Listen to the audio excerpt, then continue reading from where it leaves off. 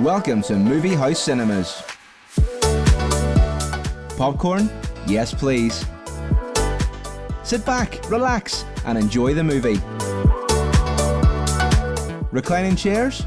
Don't mind if I do. Action, thriller, romance, we got it all. Discover the cinema today. Movie House Cinemas, home of the movies.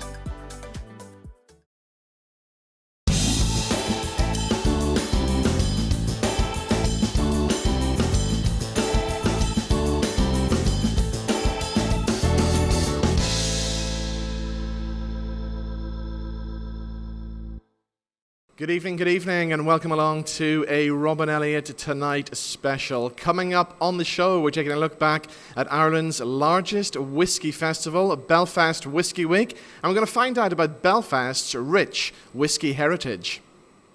The whiskey mecca of the world, and where 70% of whiskey came from and was distributed around to America and obviously down to Australia and all around the Commonwealth at that point. So yeah, we're not there yet. I mean, I don't think we're ever going to be back at back to those points. But having so many distilleries now, and particularly in County Down, so many distilleries making really good Irish whiskey.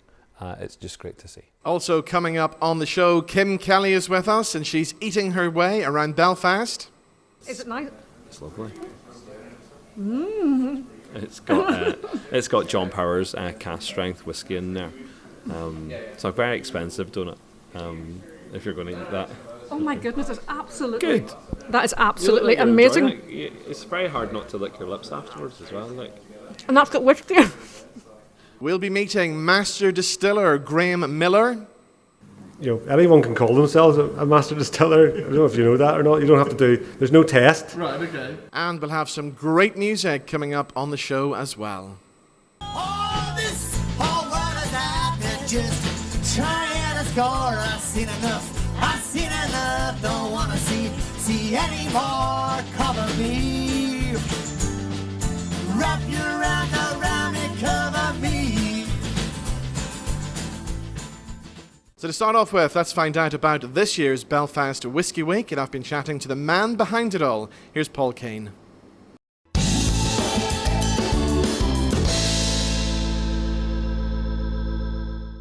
So another year has gone by since you were last sitting there, and it's just my imagination, or has whiskey got even bigger since last year? We're seeing distilleries opening, we're seeing everybody's got their brand of whiskey out there now. It seems to have taken off more each year as goes by. Yeah, no, without doubt. I mean, we're now 2 distilleries in Belfast, so this year alone we've added to doubled in size of our distilleries. So McConnell's has come on board, and we had Titanic there last year. So yeah, in the north, we're now up to about 17 whiskey brands, which is pretty impressive. And this is like taking us way back in time, because Belfast was known for its whiskey way back, wasn't it? It was a whiskey mecca, yeah. the whiskey mecca of the world, and where 70% of whiskey came from and was distributed around to America and obviously down to Australia and all around the Commonwealth at that point. So yeah, we're not there yet. I mean, I don't think we're ever going to be back at back to those points. But having so many distilleries now, and particularly in County Down, so many distilleries making really good Irish whiskey. It's just great to see. We even had Jean-Claude Van Damme in Belfast recently launching his whiskey. Yeah, like, that's serious stuff as well, isn't it? Do you know what?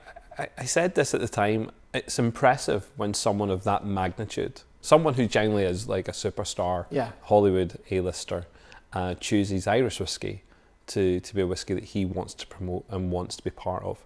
And it's not called Jean-Claude Van Damme whiskey, which is really interesting. He's not stamped his name on it, but he's behind it, and he's choosing Irish whiskey out of all the whiskies around the world.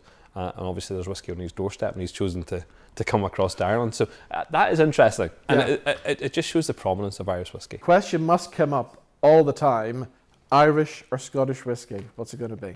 Yeah, and I've been here long enough to realise that if I said Scots, I would get, frowned at. Irish whiskey is special, and we've got a distinct style of whiskey. So Irish whiskey is defined as being really pot still whiskey or single malt. And I think Scotland really is known for the blends and for the single malts, but this pot still, this belonging to pot still, and single malt Irish whiskey, super. And they're two different tastes, but they rival whiskey from around the world. There's no doubt that the whiskies we have here are beyond shadow of a doubt some of the best tasting whiskies that the planet's ever seen. That's a fact.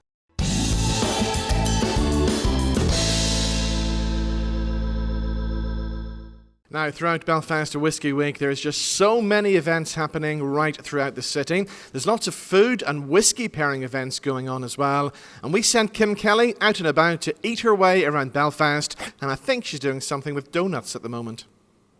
I'm here with Paul Kane, who's the founder of Belfast Whiskey Week. Paul, what is this event today? Today we're doing Taste the Festival, and we've got 6 bespoke donuts from O Donuts, each one of them whiskey donuts, collaborations with the whiskey distilleries in Northern Ireland. So these are whiskey donuts. I'm just going to bring these over now because I've been picking at these. I am not going to lie. These are the donuts here. Yeah. So what's in these?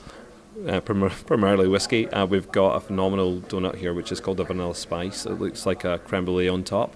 Which one's that? The one at the back. No, the one at the back. Creme brulee. Keep going.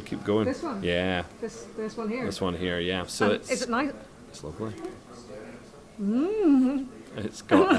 It's got John Powers cast strength whiskey in there. It's a very expensive donut. If you're going to eat that. Oh my goodness, it's absolutely good. That is absolutely amazing. It's very hard not to lick your lips afterwards as well. And that's got whiskey. It's got whiskey in it, yeah. So does this really go with whiskey? Does whiskey and sweet go? Definitely. Obviously people think about it as having it with meat, cheesy sometimes, but no, chocolates, donuts, patisseries earlier on we did with Mamo. But yeah, the donuts are great. Where do these come from? You need to go and get some of these. Yeah, O Donuts, Arthur Street. Okay, I'm just going to go there now, okay?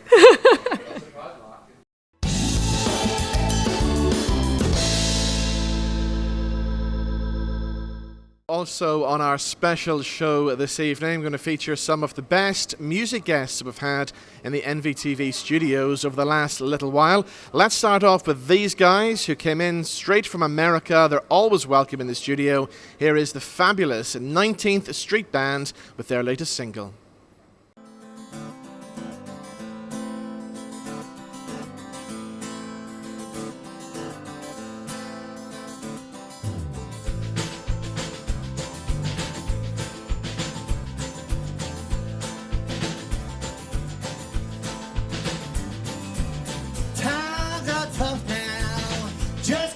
Tougher, oh, world is rough, it's just getting rougher, cover me.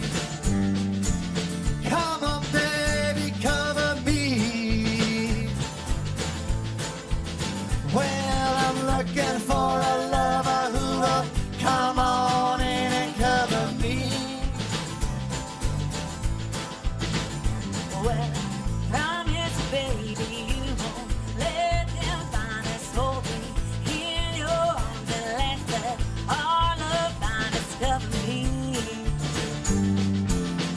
Shut the door and cover me. Well, I'm looking for a lover who will come on in and cover me. Outside's the rain, the driving snow. I can hear the wild wind blowing. Turn out the light and bolt the door. I ain't going out there no more. This whole world is out there just trying to score a scene.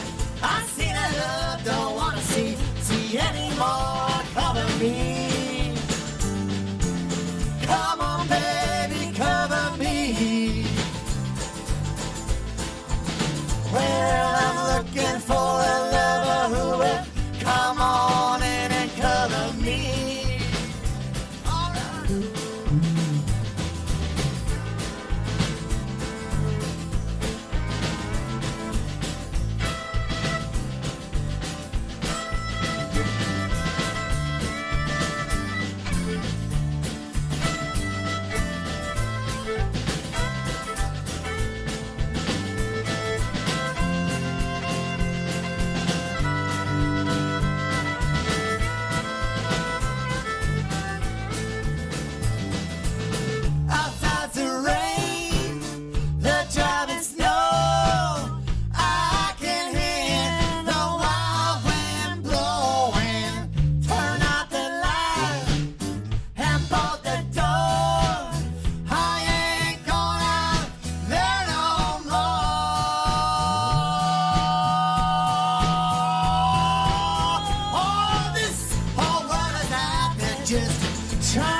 score. I've seen enough, don't wanna see any more. Cover me, wrap your arms around me, cover me.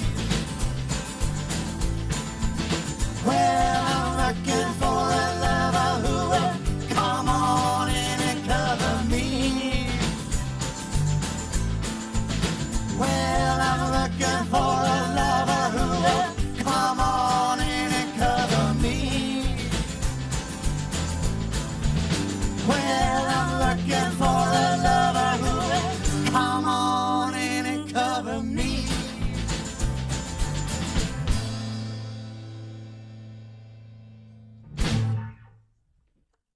So where are we this week? Well, we're here in the world-famous McConnell's Distillery here in Belfast, which has become a world-famous tourist destination. I've just done the tour, and you know what? If you haven't done so already, you've got to do the tour as well. Here's what happened when I met the guys behind this fabulous venue.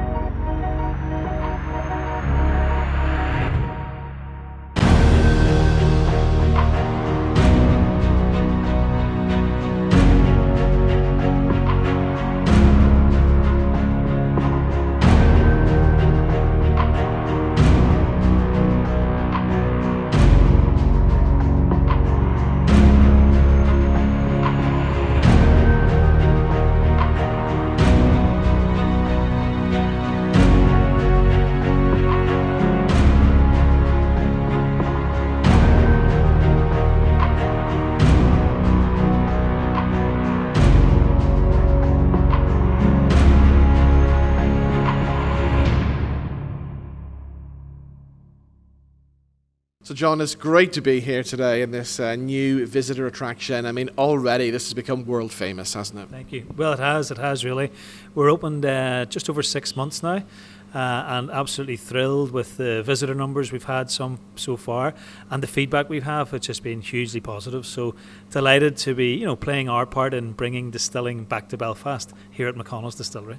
I mean, you think of the name McConnell's as well. I mean, that goes back so many years. It's probably one of the most famous names in whiskey, isn't it? Well, it is, certainly for Belfast, Irish whiskey. Yeah. McConnell's goes back to 1776. Brewers as well as distillers, the Crummock Distillery over in the Ravenhill area. Hugely successful, 1700s, 1800s, early 1900s. And then we talk about that perfect storm that had Irish whiskey, innovation, prohibition, and global unrest with world wars, etc. And that really saw the demise of the Irish whiskey industry, and also McConnell's, which fell silent in 1938. But we're delighted that we've been able to rejuvenate the brand, bring it back to the bars of Belfast, the off licenses in Northern Ireland, and start to distill whiskey under the McConnell's name again. So thrilled to be doing that. And in general, whiskey has kind of taken over for a while there here in Northern Ireland. I mean, it was gin. Everybody was making gin. And now suddenly we're back to whiskey, which of course Belfast was famous for. Well, it really was. Always famous for that. And you're right. Gin, my goodness, the gin revolution, it seemed to last forever, right? It really did. But I am delighted that, whiskey is now getting back to where it belongs. And that's not only here in Belfast and Northern Ireland, but, if things continue as they are in the biggest Irish whiskey market, which is the USA, if Irish whiskey continues to grow as it has been, Irish whiskey will outstretch Scotch whiskey by 2030. So there's a real kind of resurgence of Irish whiskey. In Belfast, that hadn't really been the case. It was happening around Northern Ireland, certainly happening around Ireland. But delighted with ourselves and Titanic Distillers that we've both been able to play our part in bringing distilling back to Belfast, which was actually the biggest city producing Irish whiskey for a number of years in the late 1800s. Wow. Now, I've been walking around here and I've noticed various spellings of the word whiskey, okay? Sometimes there's an E, sometimes there's not an E. What's the story behind all that? Well, there's no E in McConnell's whiskey, and the story dates back to the 1800s. The Scots had embraced the column still, the Kofi still. The Irish rejected it. They said, that's not for us. We're not having that. We are pot stills only. So particularly the Dublin and the Cork distillers, they said, how do we differentiate between Irish whiskey and Scotch whiskey, this new thing that was very troublesome to be frank. So they thought we'll put an E and have an EY in Irish whiskey. But McConnell's predates that in the 1800s because McConnell's was born in 1776. So if you look at some of the old bottles of McConnell's, there's definitely no E in whiskey. So whenever we were kind of recreating the brand, redesigning the packaging, we absolutely stood for what was right, which is, for us, McConnell's didn't have an E, and we'll certainly not be introducing the E to McConnell's whiskey. So that's why we're spelt without the E. Brilliant. Okay, now, as a visitor attraction, things are going well here. People can come on tours and things, but there's more than just the tours. I mean, this is a corporate event space as well, and you can hold a number of various events here, can't you? Oh, absolutely, absolutely. In terms of tours, first of all, we have our signature tour and our connoisseur tour. We have the cocktail experience where you can learn how to kind of shake cocktails, like you and I remember Tom Cruise back in the day. Yes. The younger folks don't remember that, but yes, so we have those tours and experiential spaces. But more than that, we've got this lovely bar facility here. The whole area is licensed on all 3 floors. So we've had live bands at an album launch downstairs. We've got a beautiful boardroom here. We've had Santander, we've had Coca-Cola, and a number of other kind of suppliers and partners who have had team away days here. Yeah. So bring your team, spend time in the boardroom, refocusing on the plans for the year. Come and have a bit of fun in the experiential cocktail room, do a tour. It's a great space for all of that. And I know in the run-up to Christmas as well, you've got plenty of things happening. We have the 12 days of Christmas. Each of the 3 rooms have got a different theme to them. A whiskey wonderland, cocktail experience with some kind of light bar food, and then a proper kind of sit-down turkey and ham dinner just across from us here. So 3 different rooms, 3 different experiences, and live music up here in the McConnell's bar. So it should be great fun. Looking ahead to next year as well, any exciting projects happening that we should know about? Well, the big thing for us next year is really capitalising on the first 6 months that we've had this year. We've learned a lot, in terms of tourism and what it takes to be a really great visitor attraction. So next year is about really reaching out to those cruise ships, those tour operators, and building our offering with those guys. So that's a big part of the plan next year. We're 1 year away from 2026, which is when the brand will be 250 years old. So a lot of next year is going to be spent planning for that big birthday, which we kind of celebrate with none other than the United States of America. So they'll be having their 250th birthday, as will we in 2026. So we'll be planning for that. But it's really about bringing the 3 parts of the business forward together. We launched the brand in 2020. We didn't have the distillery or the visitor experience, our brand home, until this year. So next year is about bringing those 3 things together and moving the business forward. Brilliant. Well, John, the best of luck with it. It's a fabulous venue. We've had a great day. Thank you so much for having us. Thank you, Robin. Thanks very much.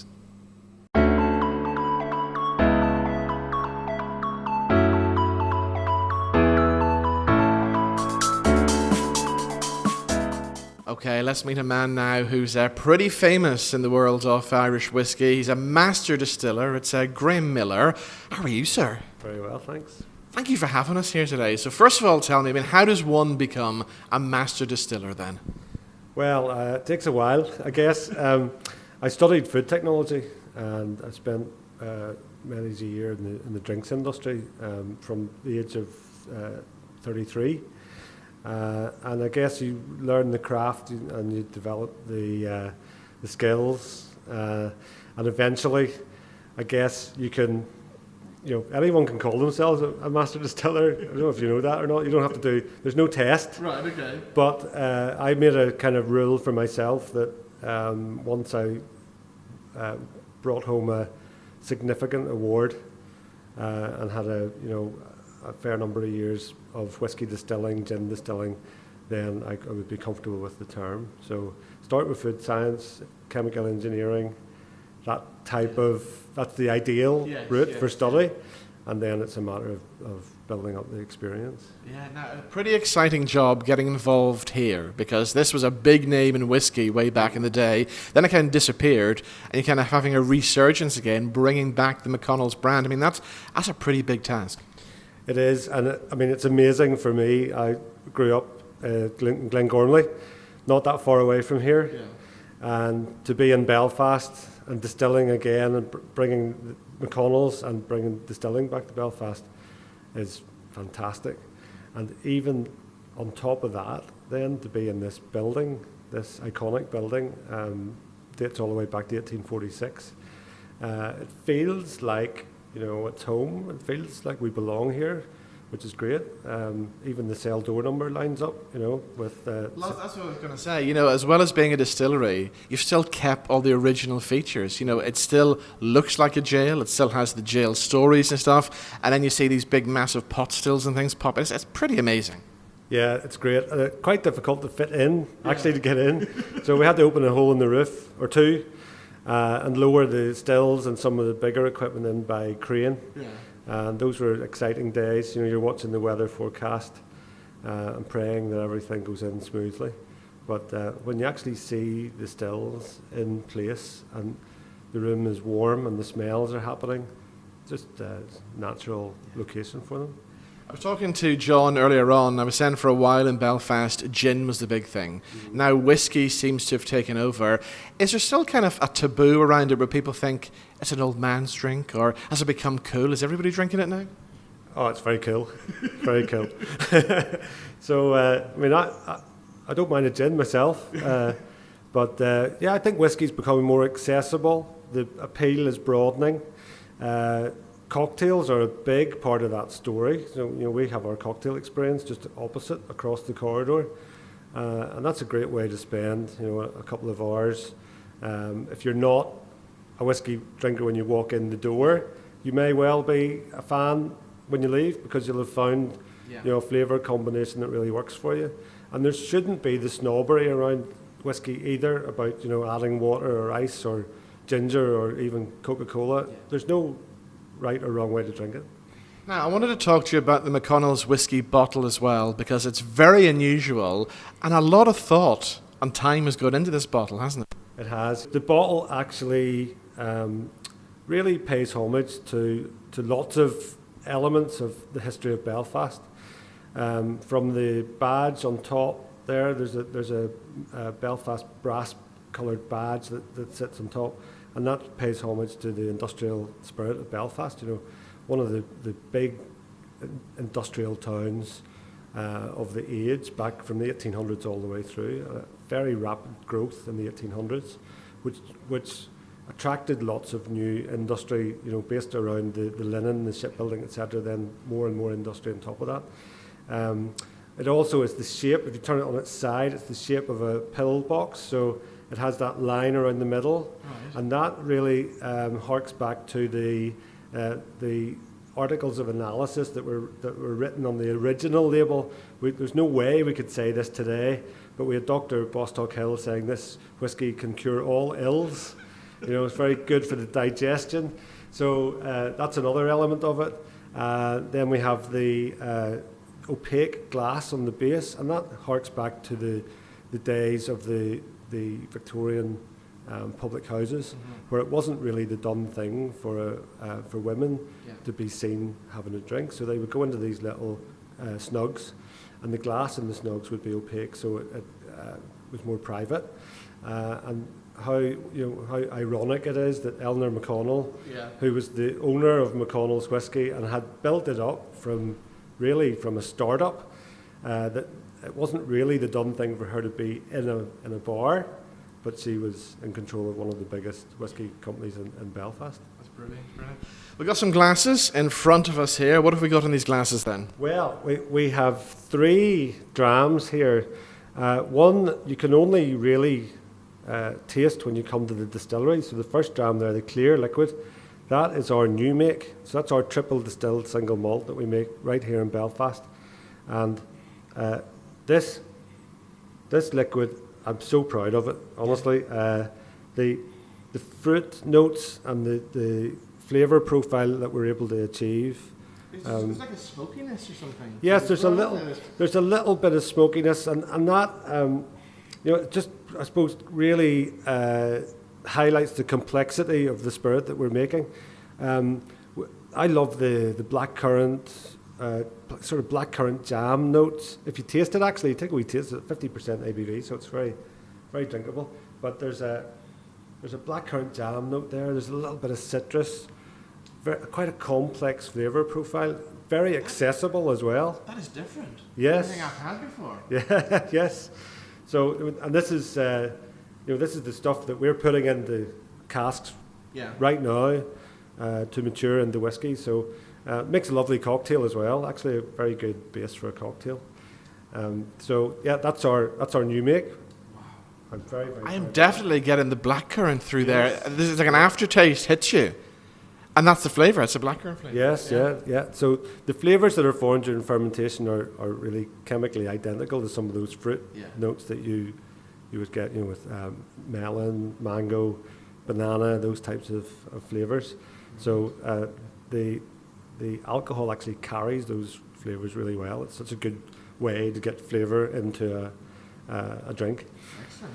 So let's move on to number 2 then. What have we got this time? So number 2 is McConnell's 5-year-old blend. It's a premium blend. It's actually very high malt content, and it's bottled at 42%. This is aged in AB1 casks, as we call them, which are ex-bourbon casks.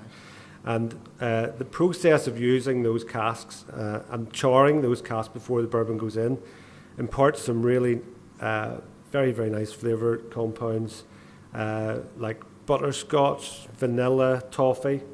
You can get those on the nose, That's what I'm getting, because bourbon to me was always a much sweeter thing as well, and again, that's what this is sweet. Yes, exactly.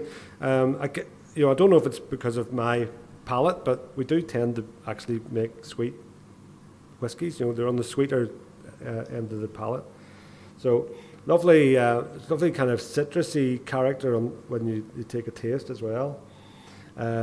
And this whiskey is really the introduction to McConnell's. So that's the one, the green label. Yeah. That's the one I would suggest you start your McConnell's journey with, and is just as much at home sipping as it would be in a long drink, whether it's a cocktail or a whiskey and ginger.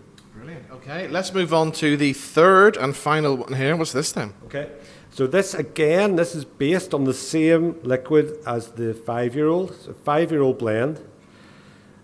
Instead of blending and then bottling, we actually take it, we blend it, and then we put it back into Oloroso sherry casks. So it's a finished whiskey. It's married. The grain and malt are blended, and then it's married, and it's left in those casks for in around 9 months in general. It could be a little bit longer if the flavour profile needs to develop a little bit more. But I guess the key point is that we do things by flavour, not by calendar. And again, it just really demonstrates the influence of the cask on the flavour profile. It's a very different nose from the 5-year. You're getting figs, dark fruits, Christmas spices. Now, this was my favourite one, and something I've discovered by tasting a lot of whiskey over the past few weeks is the sherry cask ones seem to be my favourite one. I kind of like that flavour. Yes. Well, I mean, the sherry cask is a staple cask for lots of different whiskey finishes. And it's very well suited because you have the fruit notes from the sherry, and the fact that the sherry is fortified as well. It could be sitting in a cask at 17-18% ABV. So you get a lot more intensity than you would with a wine cask. Then, of course, we introduce liquid into that same cask afterwards at a much higher ABV. So that actually then breaks down the wood and the fruit notes, etc., in a very different way. So it's a changing, a metamorphosis of flavour rather than merely just addition of flavour. And the 5-year sherry cask finish, the red label, is I think one of the best value whiskies around. That's a 5-year blend, but it actually drinks like an older whiskey, almost like a single malt. So I mean, all of these, well, the whiskies are both award winners already in various competitions around the world. Number 3 is the one for me. It's my favourite anyway.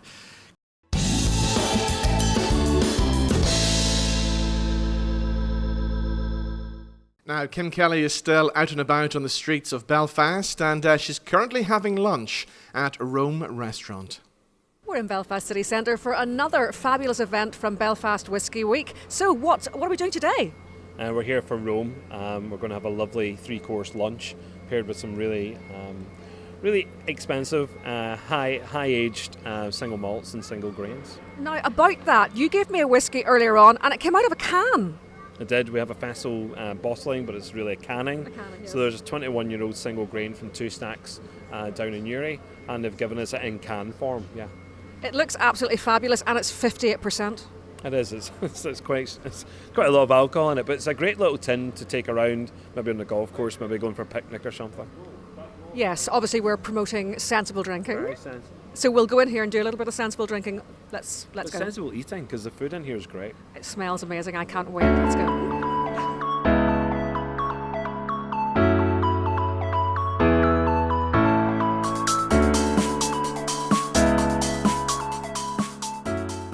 I'm here with everybody's favourite food influencers. It's the Gourmet boys. Hello. Aren't they absolutely gorgeous? Now, guys, tell us, what do you like about this week? Whiskey Week is just an amazing week of tasting for fabulous whiskey from local producers at great venues. We're in Rome today, so it'll be a great chance to get some food to accompany this stunning whiskey. Now, I'm here with a lady who is a whiskey ambassador, I believe. This is the gorgeous Anne-Marie Wallace from BBC. So, what is a whiskey ambassador? Well, I suppose it's anyone who really loves whiskey and somebody who's really passionate about it. And I got into whiskey about 10 years ago, and then obviously I met Paul a few years ago at Belfast Whiskey Week, and his passion just oozes out of every pore. And so we kind of had conversations about whiskey, and I kind of gave him suggestions of where else he could try to have events. And he's one of those people that just really encourages people, you know, and he's been really helpful with me, and it taught me loads about whiskey, what I like, what I don't like. I have to say, I'm not a big fan of the Scottish peaty whiskies. Really? I know. I'm very much. I know. I do. I really like this sort of smoother whiskies as well. But I try to encourage that. I'm going to have friends coming with me to events, and encourage other people to go out in Belfast, because it is so important more than ever now. Our streets are empty a lot of the time. Trying to get people into lovely restaurants like this, to bars across our amazing city. Encourage people to come, and there are people coming from all over the world. There's people from Tasmania, Australia, America. Like, you couldn't ask for more. This is the best example of trying to get people in to Northern Ireland and enjoying everything that Northern Ireland has to offer. Thank you very much, Anne-Marie.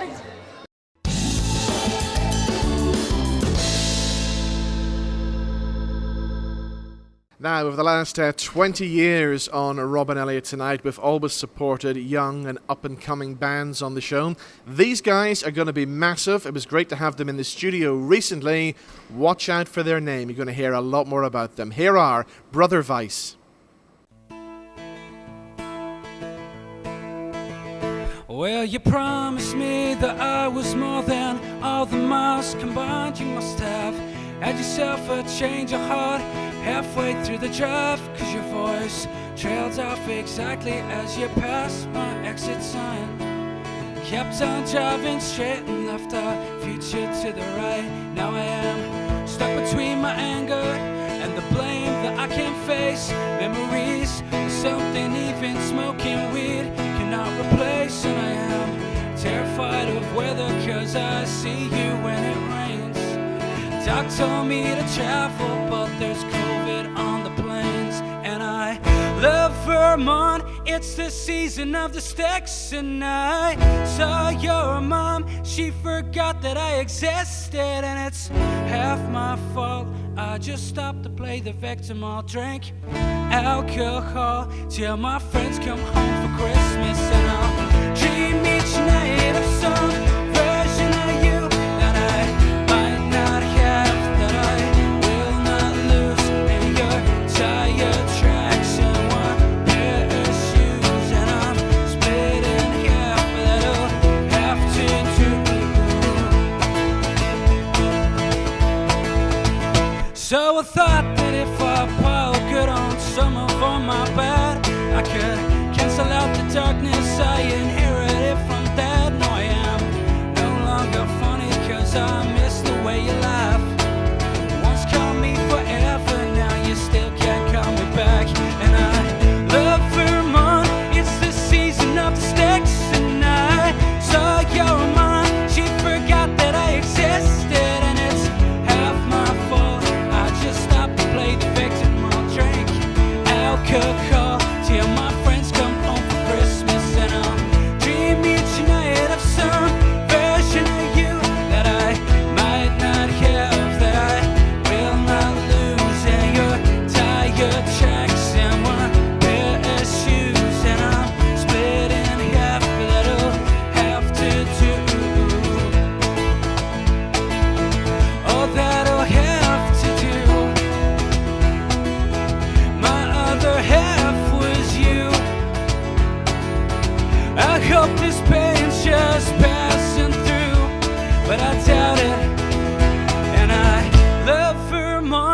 It's the season of the sticks, and I saw your mom. She forgot that I existed, and it's half my fault. I just stopped to play the victim. I'll drink alcohol till my friends come home for Christmas, and I'll dream each night of some version of you that I might not have, that I will not lose, and your tire tracks and one pair of shoes, and I'm split in half, but that'll have to do.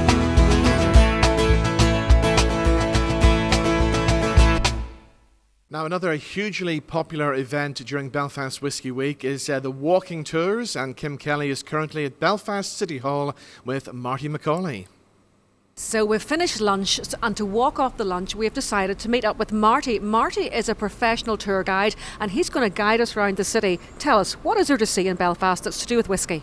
Well, put it like this, whiskey was at one point one of the big trades of Belfast, and it's sometimes a little bit of the shall we say, the forgotten sibling, you know. But to give you an idea, the Dunville's Royal Irish Distillery Company in 1895 were paying £1.5 million a year in tax. Wow. Now, if you start to scale that up, that's about 180 million in tax. Now, if they're paying that in tax, what were they making in profit? But whenever people talk about these great industries, they all talk about shipbuilding, they talk about linen and so on. And very few people ever mention whiskey. Because it's all about the Bushmills distillery. Well, the thing is, in 1900, Ireland's exporting 8.8 million gallons of whiskey, and 6.6 of it's coming out of Belfast.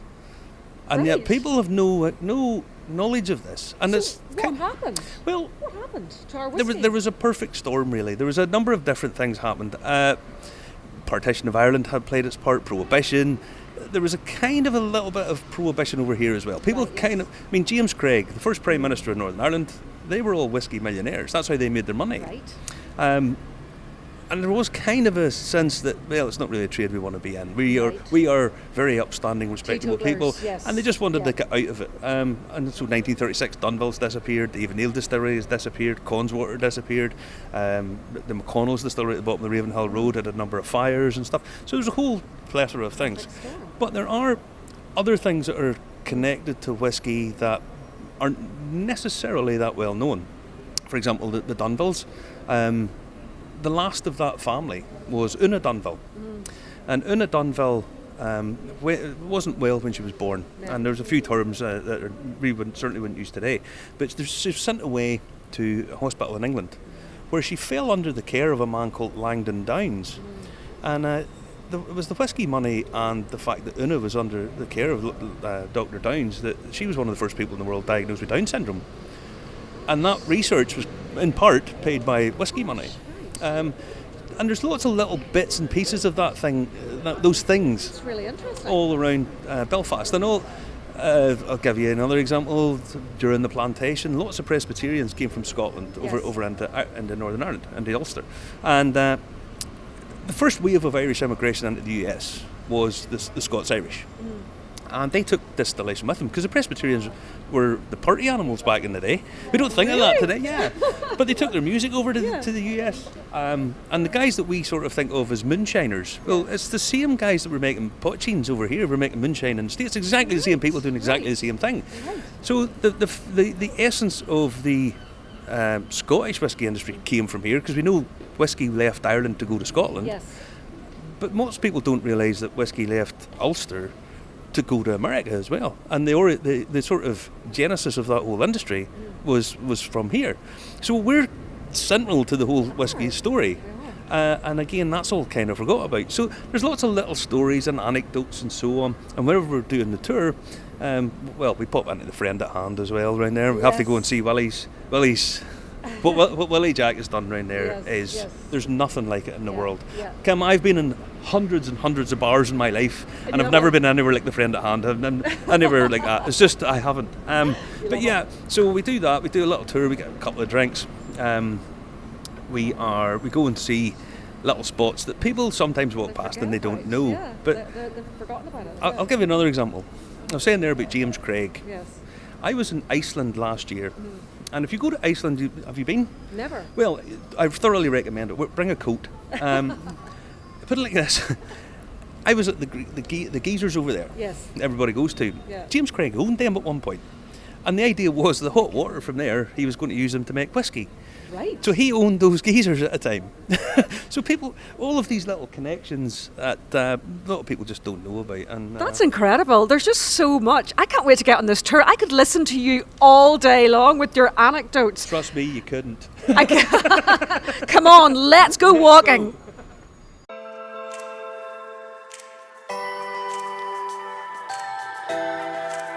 My name is Damien Rafferty. I'm the head distiller here at Titanic Distillers.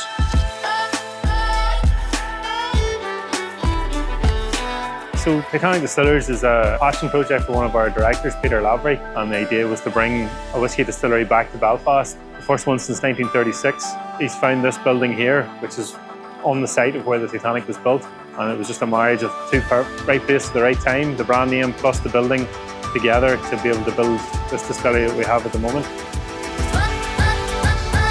Last year we had visitors arrive at our distillery here in a very unique way. We took them along the Lagan, Lady of the Lagan boat, and they were able to disembark here at the jetty beside us and come in and have a look at our wonderful distillery. We'll be able to offer a taste of our single malt, first single malt new make spirit in Belfast in almost 90 years. Well, this year we've got the sights and the sounds and the smells and the tastes of new make spirit within the distillery, so the visitors will get an insight into our day-to-day runnings, and we'll have a few surprises up our sleeves for the day. Yeah, it's a great opportunity to welcome people to our distillery. Like I say, we're a Belfast distillery, so it's fantastic that we have got a great resource like Belfast Whiskey Week to be able to welcome people from all over the island and abroad to Belfast.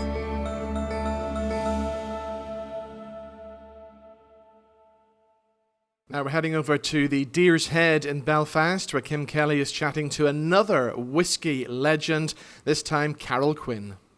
So we're about to do another whisky tasting. I know this is such a tough job, isn't it? So I'm here with Carol, and Carol is actually doing this tasting today, and Carol is going to tell us a little bit more about the history of whisky. Carol, what are we going to learn today? Well, you're going to learn about the fascinating history of Power's Irish Whiskey. Now, I'm the archivist for Irish Distillers, and the first thing people say is, what is an archivist? Yes. So I'm going to tell you before you've even asked me. It's my job to look after all our historical records. Yes. So I'm based in Midleton Distillery in County Cork, and we have the records of the firms John Jameson and Son, John Power and Son, and the Cork Distilleries Company. Yes. And I'm up in Belfast today to share that incredible history of the firm John Power and Son. Well, I can't wait to hear about this. Now, whiskey traditionally, I'm kind of being a bit sexist here, it would be thought of as being quite a male drink, but that's changing. It is changing, and thank goodness it's changing. And I think women are now realising what a wonderful taste experience whiskey is, but more importantly than that, we're seeing women in the industry.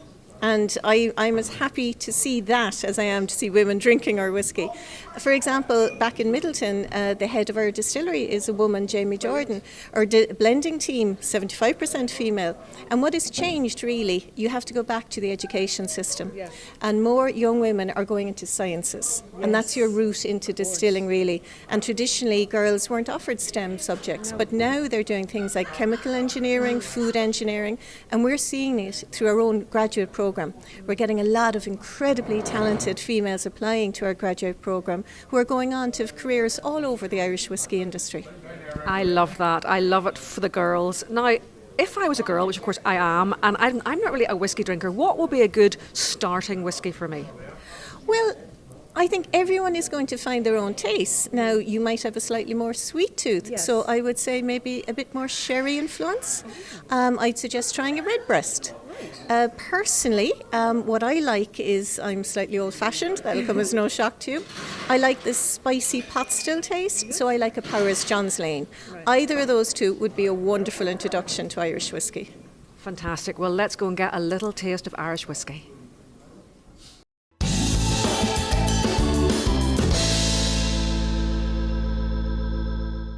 Now, another huge highlight of Belfast Whiskey Week this year was the Whiskey Expo that took place at St Comgall's. Whiskey producers from all around the world had turned up to show off how good their whiskey is. I was there, and here's what happened. Okay, I think we've just found the people who have travelled the furthest to be here at Belfast Whiskey Week. Tell us where you guys have travelled from. We're just from around the corner, down in Tasmania, Australia. So it's a short journey, over 30 hours for us to get here, but we wouldn't miss this. This is an absolutely amazing festival. So. Oh yeah, and it's been great. I mean, it's just been such a buzz around Belfast City this week, hasn't it? It really has. It's such a wonderful opportunity for us to come over here and check out what's happening and show you what we do down in Tasmania. Yeah, no, is there much rivalry? Because obviously there's people talking about the Irish whiskies, and there's plenty of Irish whiskies, plenty of Scottish whiskies. So how do you guys feel about fitting in with all that then? Oh no, we fit in right at the top. So we come in just streams above the rest of them. No. we love whiskey from everywhere. We make world-class whiskey down in Tasmania, though, for an island which is about the same size as this country, with only 500,000 people and over 100 distilleries. So we really do make world-class. Tasmanian whiskey has won world's best whiskey a few times on the world stage. So to bring our spirits over here and show everyone in Belfast and who have come from all around the world just to be here. This is our third year in Belfast Whiskey Week, and we'll just keep coming back. So brilliant. So tell us about the whiskey then. How would you describe it? We have all styles of whiskey. So we've been very world famous for our single malts in Tasmania. I also produced Australia's first single pot still whiskey. And we have single grain, we have all varieties of very high quality. We have amazing climate in Tasmania for aging whiskey, and we take full advantage of that.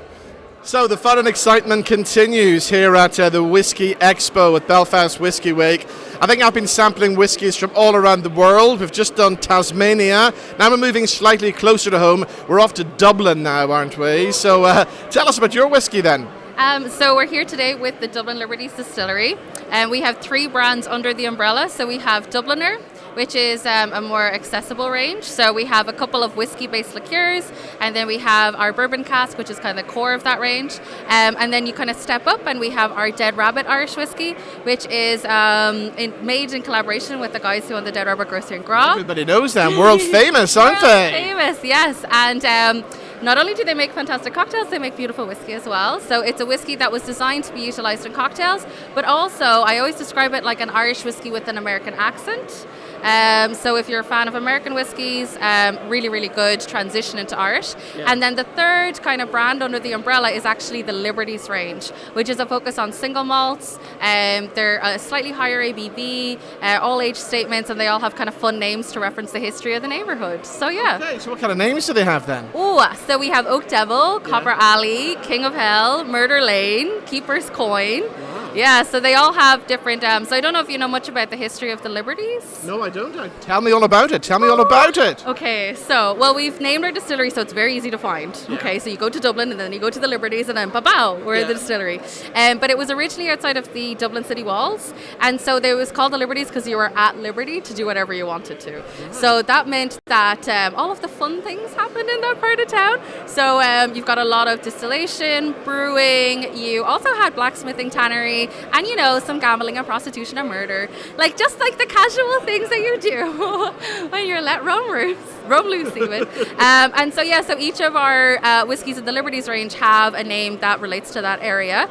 So I can tell you one of the stories if you I'd love to hear one of the stories. Tell me all about it. Okay, this is my favorite story, but I have to tell you now. We have a pre-5 p.m. story and we have a post-5 p.m. story. Let's go for the post-5 p.m. story. Let's do it. Okay, so the whiskey I'm going to talk about is actually our 10-year-old single malt, and it's called Copper Alley. So, Copper Alley is a very, very old street name in Dublin. Now, the pre-5 p.m. story says that it was because some of the first copper coins were minted there, but the post-5 p.m. story is based on some urban legend, but also some actual history. And it was a cobblestone street. And the legend says if you knew what to look for, there was actually a tiny strip of copper that ran between the cobblestones. So you follow this strip of copper, and it goes all the way to the top of the street, and it stops outside a bar. And if you know the story, you go into the bar, and there's another tiny strip of copper. You follow that all the way to the back, and there's actually a false door. So you go into that, down this dark alleyway, and you end up at a door that has no markings.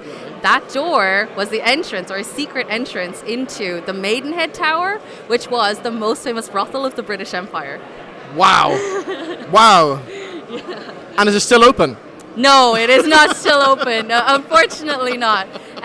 But apparently, naval officers used to request when I have time off, can I go to Dublin to check out the Maidenhead Tower and the Liberties? Yes, I can believe that. It was run by a woman of the name of Darky Kelly, and I always describe her as like the Richard Branson of prostitutes, okay? Because what she did was, when she ran her brothel, she was like, how to make people happy when they're getting our services will make our employees happy. So she invested to make sure they all had healthcare, they got paid well, they were fed well. They even had nurseries if you had kids. And so she looked after all of the women in the area. Unfortunately, at one point, she was accused of being a witch, and they accidentally found 6 dead bodies in the basement. So she was burnt at the stake for witchcraft. And she's the last person in Europe to be burnt at the stake for witchcraft. But her business etiquette seemed to be really, really good for the times, you know. So that's kind of in a nutshell the story of Copper Alley. It's been fascinating. Thank you so much.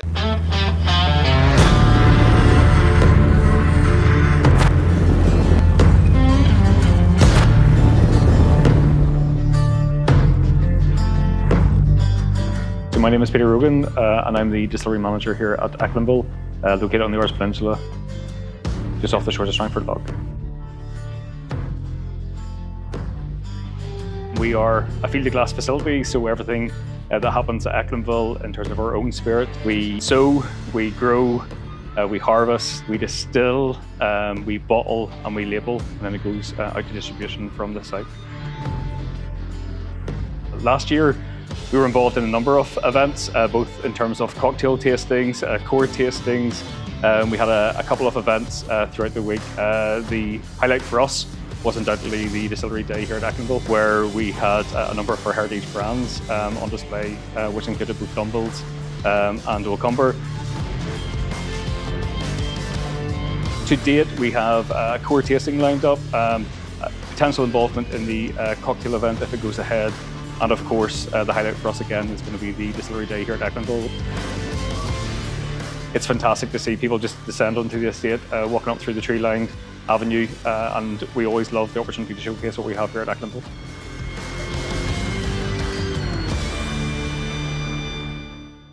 So Paul, what a week it's been. We're approaching the final day now, and first of all, I can't believe you're still standing at this point. Just standing, yeah, just managed to stand. But yeah, it's been great. 8 days, and one more day tomorrow, but today's a big event. It's a big exhibition event. All the brands are here, so yeah. So yeah, as you say, I mean, we're just surrounded by whiskey in this place. So tell us about some of the big names that are here today then. So Diageo Rowan Co are here, come up from Dublin. We've got a lot of the local brands. We've got Copeland, Dunvilles, McConnell's. You know, it's good to see those guys. We've got the guys from Cork, from the IDL, so Powers and Jameson. Flatley Whiskey's here. We've got Crowns of Antrim. You know, so lots of brands that people know, and maybe some that don't know. So Short Cross Whiskey, we've got R&R Distillery around here, Born Irish, Dublin Liberties, Teeling. You know, so lots of distilleries. So everybody represented. Now you did mention Flatley, which of course is a name that will be famous around the world, isn't it? Yeah, and he is. You know what? He's an inspiration when it comes to being promoting Ireland. I think he's a great ambassador for Ireland, and all of a sudden he's managed to put that into a bottle, so we've got whiskey, Flatley whiskey, and it tastes great. Neil Sweeney was the distiller for it, and yeah, stuff's great. And we keep seeing all these celebrities releasing their own whiskies these days, so do they actually know anything about whiskey, do you reckon, before they do it, or how does the process work? Yeah, I mean, some of them really do come in and get involved in the process. I know that Michael did, speaking to him directly. We had the opportunity to talk, and he is totally into the process of getting that whiskey right. And it's the same with Jean-Claude Van Damme. Yeah. He's brought one out. He's brought an Irish whiskey out. Cal Frampton, local boy, done good. So these guys, they're heavily involved, and that is important. So looking back over the week then, what's been some of the big highlights for you then? Oh Jesus, most of the dinners. Yeah. The walk-in tours have been excellent. The walk-in tours have just been so busy, and everyone's had donuts and ice pops and chocolates. But yeah, I don't know. It's just seen so many people, and we've had it'll be 100 events at the end of the week, and that's a lot of events. It's a lot of people coming together. So yeah, just seeing people coming off cruise ships, people flying into the festival. That's been really good. And for me, I mean, I've been learning so much this week, things that I didn't know about whiskey, things that I didn't know about venues in Belfast. For example, the Angel and Two Bibles, I'd never been to. And what a fabulous, fabulous venue. and a fabulous food as well. Yeah, it's a hidden gem, isn't it? Yeah. I mean, you come along Garfield Street, we know the Deer's Head's there, but we don't know that's up the stairs. I'm working with Johnny Stevenson, who's the chef in there. The stuff is great, and he's done 3 great dinners for us this week. I'm proud to have worked with him. Yeah. So the night that I was there was kind of a Scottish theme going on, wasn't it? Yeah, we did Timorous Beastie, so Douglas Laings, and again, their whiskies are superb, and it's good to introduce different whiskies. So we've got Tasmanian guys here, representing 3 or 4 different brands from Tasmania. We've had Scottish whiskies, we've had Japanese and Taiwanese whiskey, whiskey from around Europe. Yeah, so it's good, not just Irish whiskey, but giving everything, giving a good taste around the world, Now, I didn't realise as well that Japanese whiskey was such big business as well. Yeah, big business and really expensive. Yeah. I mean, I think the tasting the other night, the whiskey on show totaled well over £1,000 of whiskey, and it was show-stopping kind of stuff. Yeah, and it is big business. I mean, they've got lots of distilleries, and they've been going for as long as most of the distilleries that we have here, that we have just now. So once this is over, you've got the awards tomorrow night as well, which is always a big night too, isn't it? Yeah, we're in the Great Hall at Queen's University, and we've got a lovely group of people who are going to be rewarded, because it's not about the best whiskies. That's done elsewhere, and we really appreciate the Irish Whiskey Awards. But the Irish Whiskey Industry Awards, very important. It's about recognising people in the industry, businesses that contribute to the industry, because it's not just whiskey. It's people who are distributors and sales representatives, designers, lots of people who make it all happen. Yeah. So are you going to be doing it all over again this time next year? 100%, 18th to the 26th of July next year. Wow. Well, we look forward to that. Paul, it's been a fabulous week, and it's great to see so many people out enjoying a real festival atmosphere here in Belfast. Thanks for coming. Cheers, Rob. So that was a Belfast Whiskey Week 2024. Thank you to all of my guests who appeared on the show, and a big thank you to the fabulous McConnell's Distillery for hosting us this week as well. To play us out, one of the best rock bands currently in Belfast at the moment, here are Black Dog Moon and their current single. This is called Rainy Nights in Belfast. See you next week. Bye-bye.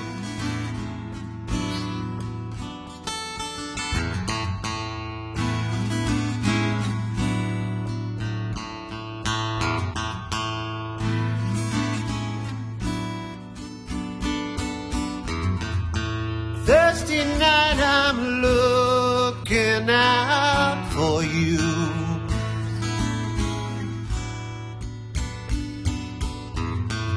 Six o'clock and work friends shuffling.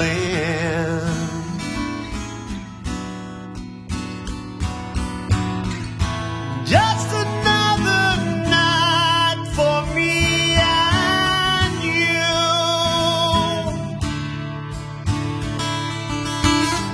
November in the city, one more tune.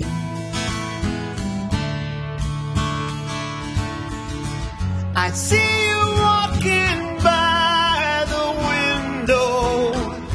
Heart beats faster, song is over. Crowd applaud, I cheer inside for you.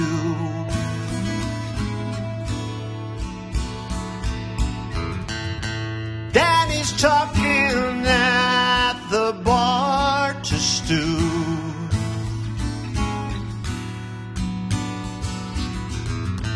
Another answer, yeah, and one for you.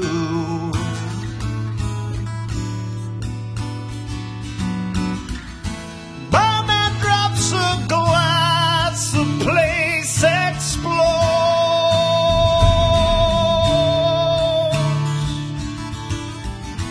Rainy nights in Belfast, one more tune.